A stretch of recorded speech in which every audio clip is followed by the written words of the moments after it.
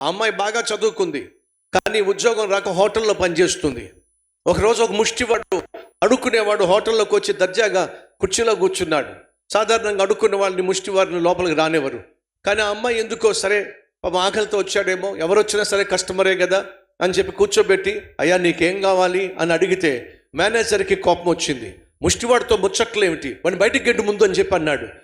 ముష్టివాడు అని చెప్పి మనం బయటకు ఎలా గంటగనం?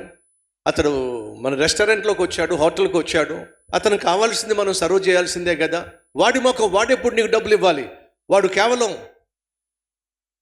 నీ టైము నా టైము వేస్ట్ చేయడానికి లోపలికి వచ్చాడు. అతను తింటాడు కానీ డబ్బులు ఇవ్వడం. డబ్బులు ఇచ్చేవాడైతే వాడు ముష్టివాడు ఎందుకు అవుతాడు అని చెప్పి చెడబడ తిట్టాడు.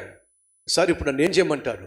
వాడు ఏదైనా ఒకవేళ తిన్నట్లయితే, వాడు బిల్లు కట్టకుండా వెళ్ళినట్లయితే నువ్వే కట్టాల్సి వస్తుంది, అర్థమవుతుందా? సరే సార్, కానీ మన యజమాని చెప్పింది ఏంటంటే, మన రెస్టారెంట్లకు ఎవరు వచ్చినా సరే వాళ్ళ పట్ల ప్రేమను చూపించాలని, గౌరవంగా ప్రవర్తించాలని, ప్రేమతో మాట్లాడాలని, వారికి చక్కని సేవను అందించాలని చెప్పి మనకు చెప్పారు కదా. మరి ఇలా కఠినంగా ఉంటే ఎలాగా? నేను చెప్పింది నువ్వు చేయి, వెళ్ళి ముందు. అక్కడికి వెళ్ళి ఆయనతో మాట్లాడుతూ, అయ్యా మీకు ఏం కావాలి? అతను అంటున్నాడు, నాకు ఒక ప్లేట్ ఇడ్లీ కావాలి, ఇంకేమైనా ఉందా? దోశ కూడా ఉంది, ఒక మసాలా దోశ కావాలి, ఇంకా ఏమైనా ఉందా? బౌండాస్, మైసూర్ బౌండాలు కూడా ఉన్నాయి. సరే 3 ప్లేట్లు 3 తీసుకురా. ఆమె వెళ్ళి చక్కగా ఇతనేదో ధనవంతుడిలాగా ఎంతో మర్యాదగా వెళ్ళి బౌండా తీసుకొచ్చింది, మైసూర్ బజ్జీ తీసుకొచ్చింది, మసాలా దోశ తీసుకొచ్చింది, ఇడ్లీ తీసుకొచ్చింది. చట్నీ అయిపోతుంటే మళ్ళా వెళ్ళి చట్నీస్ తీసుకొచ్చి, ఏ చట్నీ బాగుందో చెప్పండి, ఆ చట్నీ మళ్ళా తెస్తానని చెప్పి కోరి అడిగి మరీ వడ్డిస్తూ ఉంది.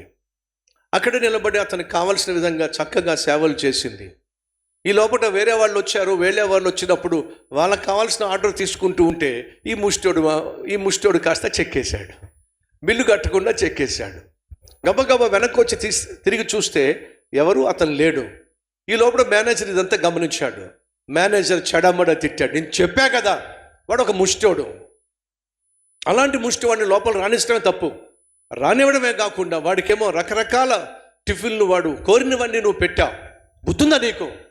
అందుకే మేనేజర్ మాట నువ్వు వినాలి. ఇప్పుడు వాడు ఏమైతే తిన్నాడో ఆ బిల్లు నువ్వే కట్టుకోవాలి. ఇంకొకసారి అలాంటి పిచ్చి వేషాలు వేయి మాకు.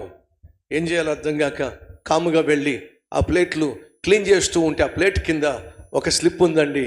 ఏంటో తెలుసా? అమ్మా, నేను ఈ హోటల్ యజమానిని, మారు వేషంలో వచ్చాను.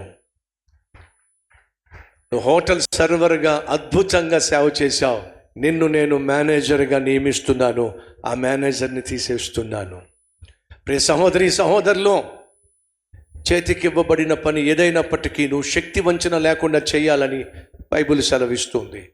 ఈరోజు నువ్వు ఏ చిన్న ఉద్యోగం చేస్తున్నా ఆ చిన్న ఉద్యోగంలో నమ్మకంగా చేయి, శక్తి వంచన లేకుండా చేయి. దేవుడు చూస్తున్నాడు. దేవుడే ఒకరోజు వచ్చి నువ్వు చేసే ఉద్యోగాన్ని పరిశీలిస్తాడు, పరిశోధిస్తాడు అనే నమ్మకంతో, నేను చేసేటటువంటి యథార్థమైనటువంటి ఉద్యోగాన్ని దేవుడు ఆశీర్వదిస్తాడు అనే విశ్వాసంతో నీ ఉద్యోగం నువ్వు చేసే ప్రయత్నం చేయి.